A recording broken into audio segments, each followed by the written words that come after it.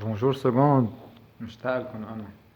Yalla, ce qu'on va faire aujourd'hui, c'est un rappel de ce qu'on a fait la dernière fois. Puis je dois faire un exercice devant vous, je peux vous donner un devoir. Donc, là, ce chapitre c'est repère et coordonnées. Repère, c'est du verbe repérer. L'objectif c'est repérer la position des points. Alors, le point peut se trouver sur l'autoroute. On a besoin d'un repère à une dimension. Le point peut se trouver là sur un tableau, mais on dit qu'on a besoin de deux nombres pour repérer la position du point, ou bien on parle d'un repère à deux dimensions. Comme le point peut se trouver dans l'espace, on a besoin d'un repère à trois dimensions pour repérer la position d'un point. Alors, notre objectif dans ce chapitre, c'est travailler dans des repères à deux dimensions. On doit repérer les positions des points dans un plan. On doit supposer que le point doit se trouver soit sur la feuille, soit sur le tableau. Ok? Pour repérer le point, on a besoin de deux nombres. Ok? C'est le même principe que si vous travaillez dans un repère à trois dimensions, lorsque vous repérez des points dans l'espace. C'est le même principe lorsque vous travaillez dans un repère à une dimension. Donc, pour repérer la position d'un point, surtout qui se trouve dans un plan, donc on doit travailler dans un plan aujourd'hui. Ok, c'est l'objectif du chapitre. Maintenant, on a besoin de préciser une origine. Vous choisissez vous-même l'origine et les axes. Ok, les axes peuvent être quelconques à condition qu'ils soient juste séquentes. Donc voilà mon origine par exemple. Voilà les axes x', x, y', o, y. Et là, vous choisissez un vecteur directeur. Donc là, c'est i par exemple, là, c'est j. Ou bien on dit i et j est la base de mon repère. Ok? Donc, est-ce que c'est obligatoire d'avoir un repère quelconque? On nomme ce repère un repère quelconque.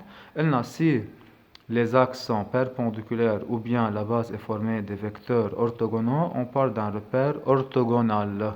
Ok? Ou de plus, si la base est formée de deux vecteurs de même module, ok? Dans ce cas, si je prends i vers là, on remarque que i et j sont de même module, on aura alors un repère orthonormal. Donc, pour repérer la position d'un point qui se trouve dans un plan, c'est à nous de préciser l'origine et la base. Donc, on peut avoir n'importe quelle base, oui, à condition qu'elle soit formée de deux vecteurs non collinéaires, pour que les axes ne soient pas parallèles. Alors, que signifient les coordonnées d'un point dans un repère? Que signifie coordonnées d'un point dans un repère quelconque OIJ? D'habitude, on dit de l'origine, on doit avancer quelques unités, on doit monter ou bien descendre quelques unités. Ok? Parce que mathématiquement parlant, que signifie par exemple A, c'est de coordonnées x, y dans le repère OIJ.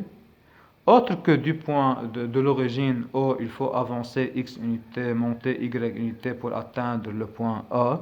Donc, c'est la même chose que le vecteur OA, c'est égal à xi plus yj. Or, que signifie coordonnées d'un vecteur dans un repère OIJ? Donc, c'est le même principe. Vous connaissez de la classe de troisième. Que signifie par exemple un vecteur U de coordonnées 2, 3? Vous connaissez de la classe de troisième, Anno. 2 du point de départ, ok? Donc, pour passer au point d'arrivée du vecteur, on doit avancer 2 unités, puis on doit monter 3 unités. Je suppose que je travaille dans un repère orthonormal. Ok, puis je monte 1, 2, 3 unités. Voilà alors le vecteur U. Alors, mathématiquement, que signifie U? C'est de coordonnées 2, 3. Dans la vie quotidienne. En maths, que signifie U? C'est de coordonnées x, y dans un repère OIJ. Donc, c'est la même chose que le vecteur U n'est autre que xi plus yj. Alors, dans la suite du chapitre, lorsqu'il me demande de calculer les coordonnées d'un point dans un repère, il suffit d'exprimer le vecteur OA en fonction de la base. Lorsque je demande de calculer les coordonnées d'un vecteur dans un repère, il suffit d'exprimer le vecteur en fonction de la base du repère. Alors, je veux vous donner la remarque. C'est quoi la différence entre, par exemple, A, c'est de coordonnées 2, 1, dans un repère OIJ quelconque, Parce que pour faciliter la figure, on travaille dans un repère orthonormal. Et que signifie le vecteur U? C'est de coordonnées de 1 dans le repère O et J. C'est la même chose, al-akid est là. Donc, que signifie A? C'est de coordonnées de 1 dans le repère O et J. Donc, je vais tracer un repère. Je suppose qu'il est orthonormal pour faciliter la figure. Voilà les axes, l'origine, là c'est I, là c'est J. Donc, que signifie O? C'est de coordonnées de 1. Yani, pour passer de l'origine au point A, de l'origine, je dois avancer 2 unités. Puis je veux monter, suivant l'axe des ordonnées, une unité. Elle d'après la classe de 5e. D'après la classe de seconde, le vecteur OA c'est égal à 2i. Voilà le vecteur 2i. C'est le vecteur J. On a une somme de 2 vecteurs de même origine. Je complète le parallélogramme, parce que je trouve là le point A. Ok? Donc voilà alors le point A. Alors, que signifie le vecteur U? C'est de coordonnées de 1. Le vecteur U c'est de coordonnées de 1. Si vous prenez par exemple l'origine du vecteur, supposons voilà alors le point de départ du vecteur. Le vecteur représente le déplacement direct de l'objet. On a un point de départ, un point d'arrivée. Du point de départ au point d'arrivée, il faut avancer 2 unités, puis il faut monter une unité. Voilà alors le déplacement du vecteur. C'est le vecteur U. Il y a une grande différence entre le vecteur U et le point A. Ok? Le point A, je trouve exactement la position du point A. Parce que lorsque je parle du vecteur, je trouve le déplacement. Ok? Supposons que je choisis mon point d'arrivée, le point O. Ok? Je dois avancer 2 unités puis monter une unité pour trouver le point d'arrivée. C'est confondu avec A. Parce que A, c'est U. Le vecteur U, c'est le vecteur OA. Voilà alors le vecteur U. Ok? Donc, comment je construis un vecteur dans un plan si je connais ses coordonnées? Je choisis n'importe quel point de départ et je construis le vecteur qui est égal, par exemple, là, 2i plus 1j. Si vous construisez le vecteur ayant comme origine l'origine du repère, ou bien ayant comme point de départ l'origine du repère, vous trouvez le vecteur U confondu avec le vecteur OA. Ok? Donc, s'il vous plaît, il ne faut pas confondre entre coordonnées d'un point, coordonnées d'un vecteur. Ok? Là, vous placez, vous trouvez le point A, là, vous trouvez le déplacement, c'est le vecteur U. Voilà le vecteur U. Voilà le vecteur U. Voilà le vecteur U. Là, vous avez une infinité de vecteurs U là. Le vecteur, c'est le déplacement. Ok? Là, c'est toujours le même déplacement. Tous ces vecteurs sont égaux. Il n'y a qu'un seul point A. Ok? Donc, là, je passe aux propriétés. Mais avant, pour trouver les coordonnées d'un point, on utilise cette propriété ou bien la définition. Pour trouver les coordonnées d'un vecteur, quand même, on utilise la définition. On doit exprimer en fonction de la base à chaque fois. Parfois, on peut faciliter le calcul en utilisant les propriétés. Voilà les propriétés. Donc, si on a dans un repère OIJ quelconque un point A de coordonnées x, a, y, a, b, c, donc comment je peux trouver rapidement les coordonnées du vecteur AB? Donc, première méthode, c'est exprimer le vecteur AB en fonction de la base IJ.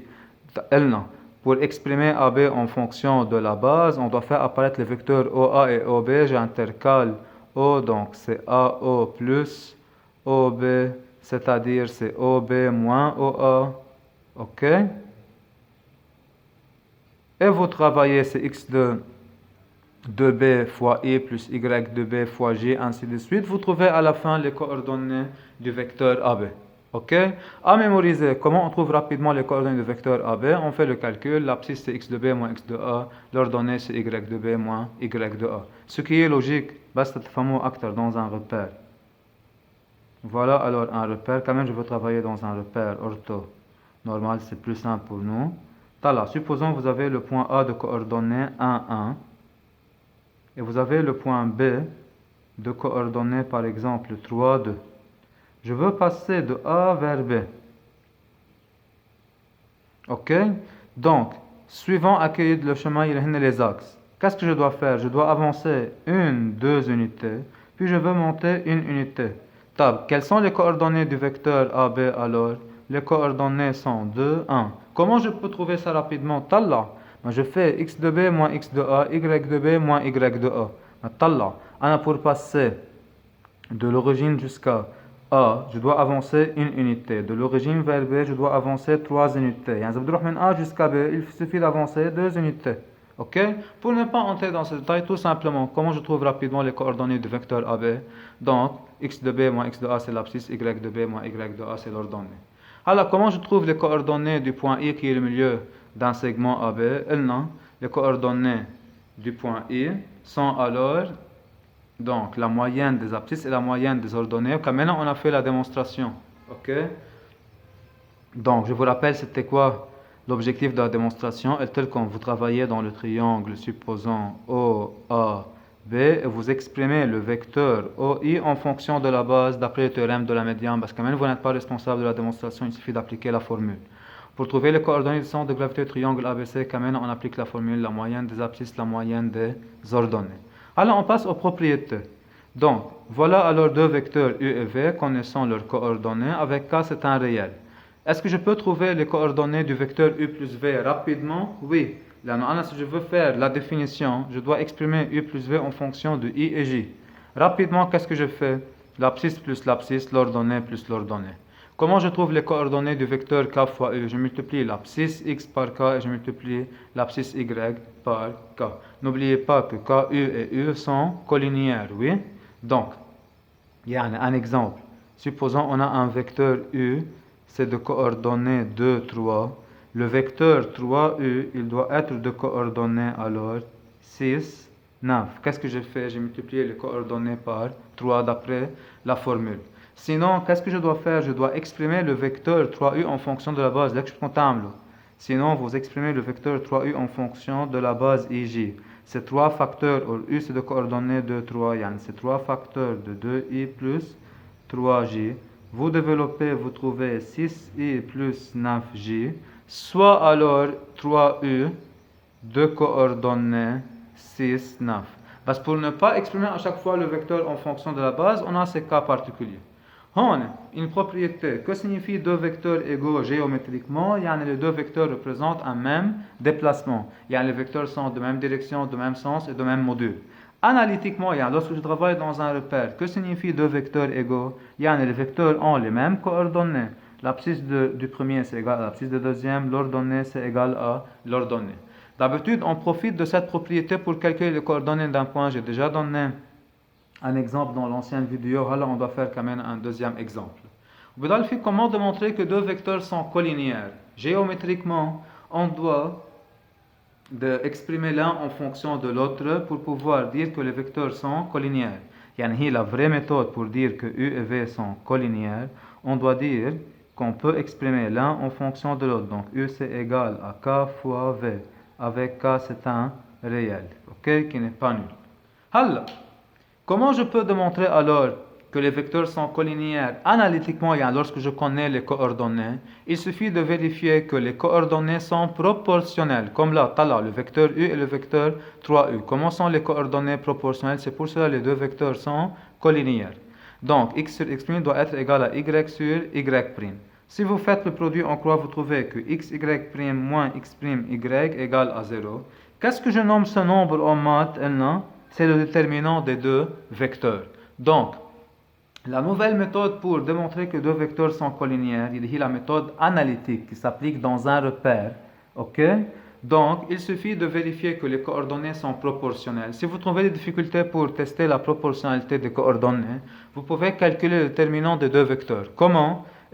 Vous écrivez les coordonnées des deux vecteurs dans chaque colonne. Là, vous écrivez x, y, ce sont les coordonnées du vecteur U. Et là, vous écrivez x', y'. Et vous calculez le produit en croix, x, y', moins x', y. Qu'est-ce que je nomme ce nombre? C'est le déterminant des vecteurs U et V. Est-ce que ce nombre, c'est obligatoirement 0? Non. Si ce nombre, c'est égal à 0, alors comment sont les deux vecteurs collinéaires? Car les coordonnées sont alors proportionnelles. Ok? Alors, ce qui est nouveau dans cette vidéo, comment on peut calculer le module d'un vecteur ou bien la norme d'un vecteur. Yani, alors supposons je vous donne U c'est de coordonnées 3, 1. Est-ce que je peux trouver le module de ce vecteur, la longueur du déplacement, je dois avancer de l'origine 3 unités, puis pour atteindre le point d'arrivée, je dois monter une unité, voilà le vecteur U. Est-ce que je peux trouver alors la longueur du vecteur U? Ça dépend. C'est un vecteur c'est de coordonnées 3, 1 dans cette base. هيدا كانت I et là c'est J. Je veux prendre, supposons, là c'est I et là c'est J. Il faut avancer 1, 2, 3 unités suivant l'axe des abscisses. Puis il faut monter une unité suivant l'axe des ordonnées. Là, voilà le vecteur U. Est-ce que je peux trouver le module du vecteur U là ou bien dans ce cas? Donc, pour trouver le module, je dois penser à trouver la longueur du segment. Dans quel cas je peux trouver la longueur du segment? Qui dans ce cas? Pourquoi? Qu'est-ce que vous avez un angle droit? Qu'est-ce que vous pouvez appliquer le théorème de Pythagore? C'est pour cela, regardez c'est quoi le titre du dernier paragraphe. C'est la norme d'un vecteur, mais dans une base orthonormale. Je dois travailler dans un repère orthonormal. La base, ça doit être formée de deux vecteurs orthogonaux. Ok? Si je travaille dans un repère orthonormal, donc la base c'est alors formée de vecteurs orthogonaux. Dans ce cas, qu'est-ce que je peux appliquer? Pythagore. Dans ce cas, ça doit être combien la longueur du segment? Donc là, le module de vecteur U d'après Pythagore, ok, n'est autre que racine carrée de x au carré plus y au carré. Là, le module de U au carré c'est x2 plus y2. Alors là, ça doit être racine carrée de x au carré plus y au carré, avec x et y sont les coordonnées du vecteur U. Un cas particulier, donc, comment vous trouvez le module du vecteur AB? En fait, c'est racine carrée de l'abscisse du vecteur AB au carré plus l'ordonnée du vecteur AB au carré. Ça doit être alors racine carrée de x de b moins x de a le tout au carré plus y de b moins y de a le tout au carré, ce que vous avez vu l'année dernière. Je répète, cette formule ne s'applique que dans un repère orthonormal. Donc, dans le repère O, I, J, on a un vecteur U, c'est de coordonnées 2, 3. Calculez le module de vecteur U. Qu'est-ce que vous dites? On ne sait pas. Regardez, voilà un repère quelconque. Ils n'ont pas donné la nature de repère. Voilà un repère quelconque. Donc, supposons là c'est I et là c'est J. Donc, le vecteur U, c'est de coordonnées 2, 3. Donc, je dois avancer 2 unités, je veux monter 3 unités, n'oubliez pas, suivant l'axe des ordonnées. Donc, le vecteur U, là c'est le point d'arrivée. Voilà le vecteur U alors. Comment je veux calculer le module de vecteur U? Je ne sais pas. Je ne sais pas la mesure de cet angle. Dans ce cas, qu'est-ce que vous dites? C'est quoi le module de vecteur U? On ne sait pas. Alors, si je corrige, dans le repère OIJ qui est un repère orthonormal, les axes sont perpendiculaires de même module. Comme on travaille dans ce repère alors, O, là c'est I, là c'est J, on avance 2 unités, on monte 3 unités, voilà le point d'arrivée, voilà alors le vecteur U. S'il vous plaît, il ne faut pas confondre entre les coordonnées d'un vecteur et les coordonnées d'un point. Comment je peux trouver le module de vecteur U? En appliquant Pythagore. Vous n'êtes pas responsable d'appliquer Pythagore, vous appliquez la formule. Le module de U dans ce cas, ça doit être égal à racine carrée de l'abscisse du vecteur U au carré plus l'ordonnée du vecteur U au carré. Donc c'est racine carrée de 4 plus 9, ça doit être racine carrée de 13. Ok? Donc c'était un rappel et j'ai ajouté juste cette nouvelle notion. Je répète qu'il s'applique seulement dans un repère orthonormal. Ok? Alors je passe à faire un exercice devant vous pour bien comprendre ces notions. Donc je corrige l'exercice 7 du livre, ce n'était pas un devoir. Ok? Donc on travaille dans un repère OIJ. Ils n'ont pas précisé la nature de repère. Vous pouvez tracer un repère orthonormal ou bien orthogonal, mais vous ne pouvez pas utiliser les propriétés de ce repère. Dans cet exercice, si je lis toutes les questions, il n'y a aucune question qui est basée sur trouver le module d'un vecteur ou bien la longueur du segment. Dans quel cas on peut avoir cette question, trouver la longueur du segment ou bien le module de vecteur? Lorsqu'on travaille dans un repère orthonormal. Là, on travaille dans un repère quelconque. On a le vecteur U, c'est de coordonnées moins 2, 3. Le vecteur V de coordonnées 1, 4. Le vecteur W de coordonnées 1 tiers, moins 3. OK? Alors, n'oubliez pas d'interpréter la donnée. Que signifie U, c'est de coordonnées moins 2, 3? C'est la même chose que le vecteur U, c'est égal à moins 2i plus 3j. Au contrôle, je peux vous donner cette égalité. Vous comprenez, c'est comme je donnais les coordonnées du vecteur U dans la base ij. Là, le vecteur V, c'est égal à 1i plus 4j. Le vecteur W, c'est égal à 1 tiers i moins 3j. Quand on peut faire la figure, parce qu'on doit préciser, par exemple, donc un repère. Il faut préciser l'origine, la base. Donc, voilà l'origine. Je veux prendre là, c'est i et là, c'est j. Pour construire un vecteur U, c'est à vous de choisir n'importe quel point de départ. Vous pouvez choisir le point de départ O comme vous pouvez choisir là un point de départ. OK?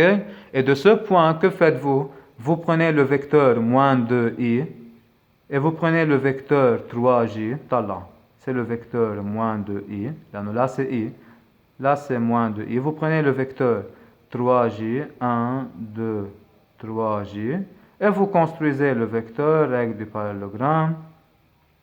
Voilà alors le vecteur U.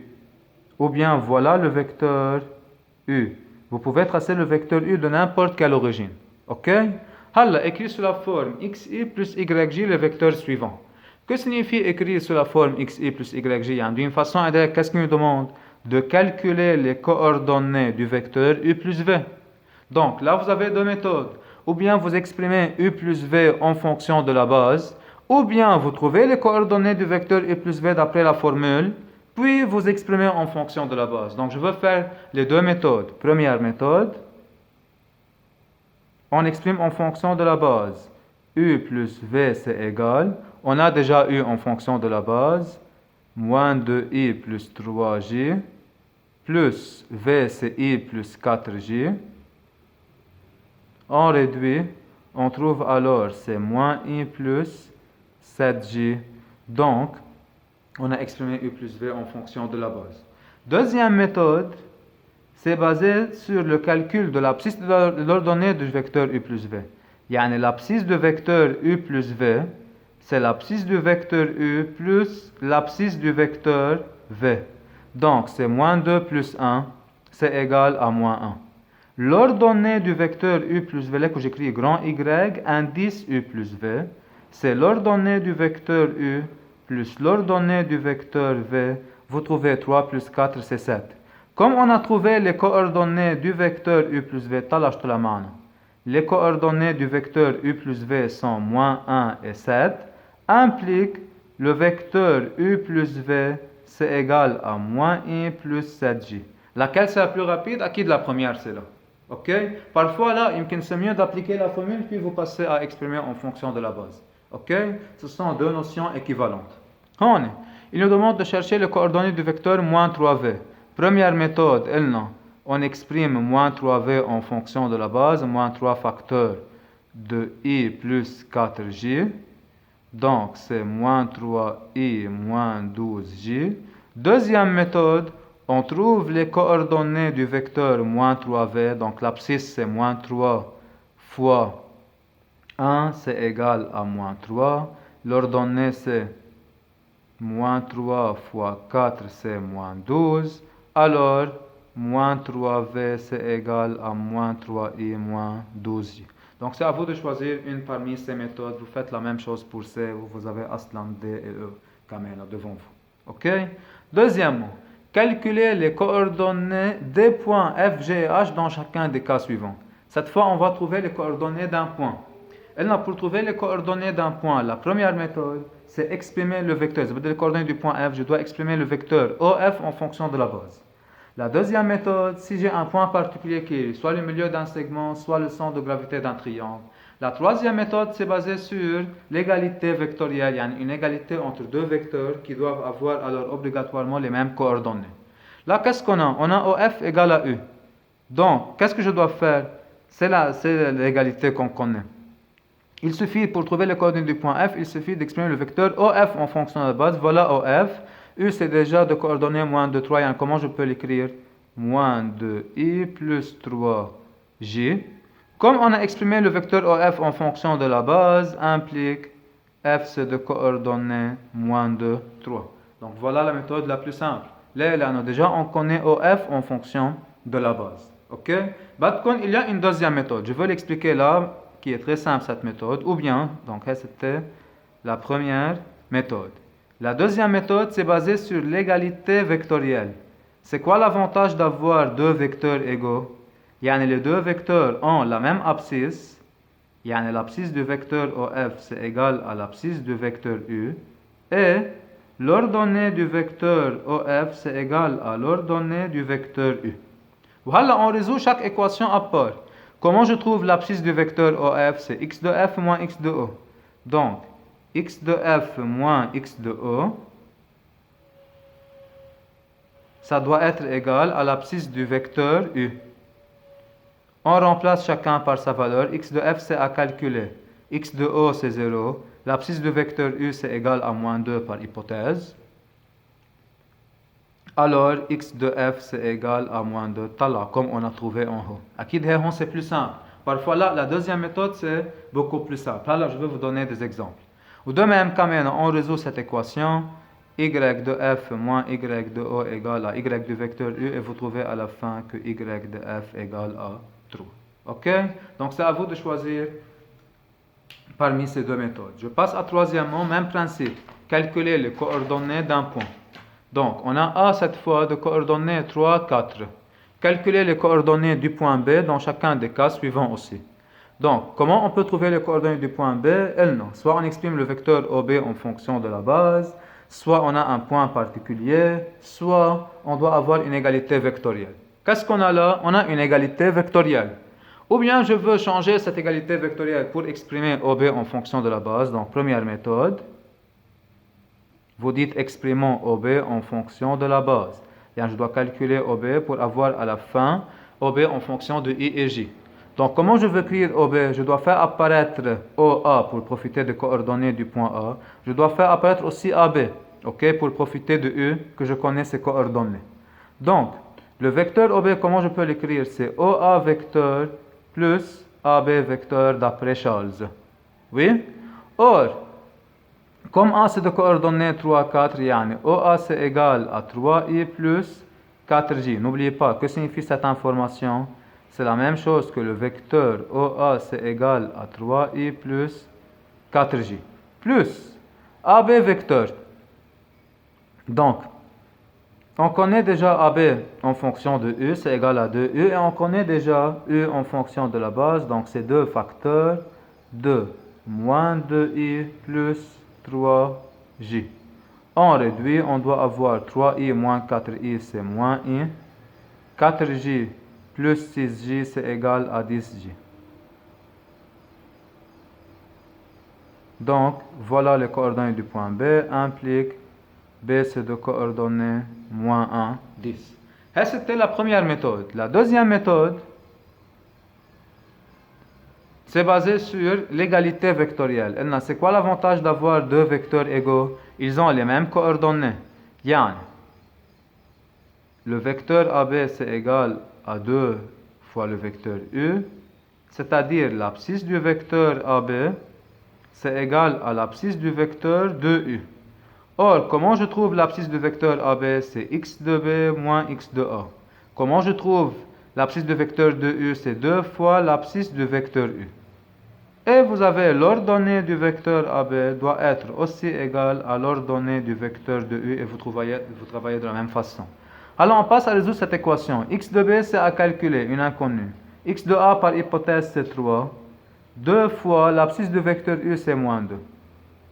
On a ramené le problème à une équation de premier degré. Alors, x de b, ça doit être égal à moins 4 plus 3, ça doit être moins 1. Là, c'est pareil, vous résolvez la deuxième équation, y de b moins y de a égale à 2 facteurs de y de u. Vous trouvez à la fin que y de b égale à 10, soit b de coordonnées moins 1, 10.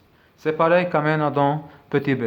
Donc, une autre question, il nous demande quand même de chercher les coordonnées du point B. Ok? Comment je dois chercher les coordonnées du point B? Première méthode, on exprime le vecteur OB en fonction de la base comme j'ai fait. Parce que vous remplacez le vecteur AB par U moins V et vous exprimez U et V en fonction de la base. Deuxième méthode, l'abscisse égale l'abscisse, l'ordonnée égale l'ordonnée et vous travaillez. Ok? Donc, alors je passe à corriger l'exercice 5. C'était un devoir. Donc, par hypothèse, on a ABC est un triangle et le vecteur U c'est égal à 2AB moins 3AC et le vecteur V c'est égal à moins AB plus 2AC. Ok? Donc, c'est très compliqué de construire le vecteur U. Là, pour construire un vecteur, on doit faire apparaître inconnu égale connu. Là, c'est très compliqué de réduire, oui? Donc, 2AB moins 3AC, on n'a pas 2AB moins 2AC pour pouvoir réduire. Donc, c'est un peu compliqué pour faire la figure. Alors, dans la suite, je peux vous donner une idée comment on peut faire la figure. C'est pour cela qu'ils n'ont pas proposé de faire la figure. Et là, vous avez juste un triangle ABC qui se trouve sur la feuille. Trouvez les coordonnées des vecteurs U et V dans le repère A, AB, AC. Donc, l'origine, ça doit être A. L'axe des abscisses, c'est AB, la droite AB. L'axe des ordonnées, c'est la droite ou bien la demi-droite AC. Voilà alors la base AB et AC. Ok? Je répète, vous avancez, vous montez, vous êtes en train de reculer, vous êtes en train de descendre. Ok? Donc voilà l'axe des abscisses, voilà l'axe des ordonnées. Ok? Trouvez les coordonnées de U et V dans le repère A, AB, AC. Donc, que signifie trouver les coordonnées d'un vecteur? Soit on doit faire un calcul, ou bien tout simplement on exprime le vecteur en fonction de la base AB, AC. On a déjà le vecteur U en fonction de la base. Ils ont donné les coordonnées d'une façon indirecte. Donc, comme le vecteur U c'est égal à 2AB moins 3AC, cela signifie que U c'est de coordonnées 2 moins 3 dans la base AB, AC, ou bien dans le repère A, AB, AC. C'est pareil, trouver les coordonnées du vecteur V, quand même. Pour trouver les coordonnées du vecteur V, on exprime V en fonction de la base. On a déjà V en fonction de la base. Alors, V, c'est de coordonnées moins 1, 2. N'oubliez pas de contenir dans le repère A, AB, AC. Si vous voulez, on peut construire le vecteur maintenant U et V. Tallah. Vous choisissez tel qu'on un point de départ. Vous pouvez choisir le point A comme de départ. Vous pouvez choisir n'importe quel point. Pour le vecteur U, il faut avancer 2 unités, 1, 2 unités. Ok? Alors, pour trouver le point d'arrivée, qu'est-ce qu'il faut faire? Il faut descendre 3 unités. Il faut descendre 3 unités suivant l'axe des ordonnées. Tallah, haïda l'axe des ordonnées. On doit descendre. Il faut descendre 1, 2, 3 unités. Voilà alors le vecteur U. Ok? Quelles sont les coordonnées du vecteur U? Sont 2, moins 3. Mais dans quel repère? Dans ce repère.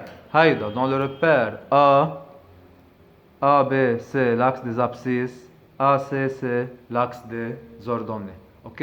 Je répète, à chaque fois, je veux repérer la position d'un point. Ok?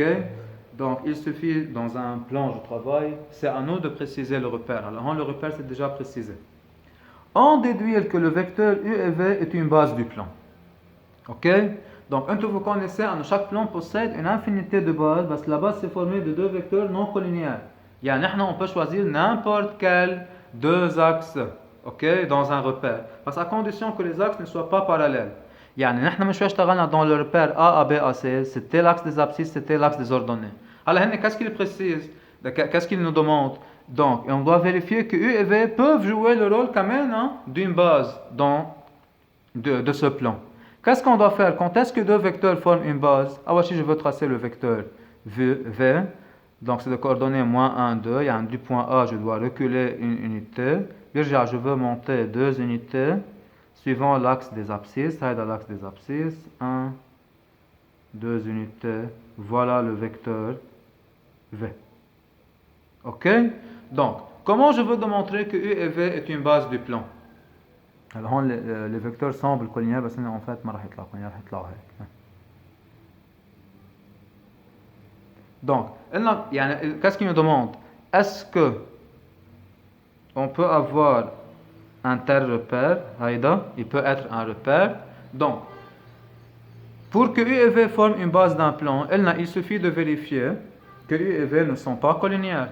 Quelle question il pose là? Est-ce que U et V sont collinéaires? Donc, on reformule la question. Il suffit de vérifier que U et V sont collinéaires.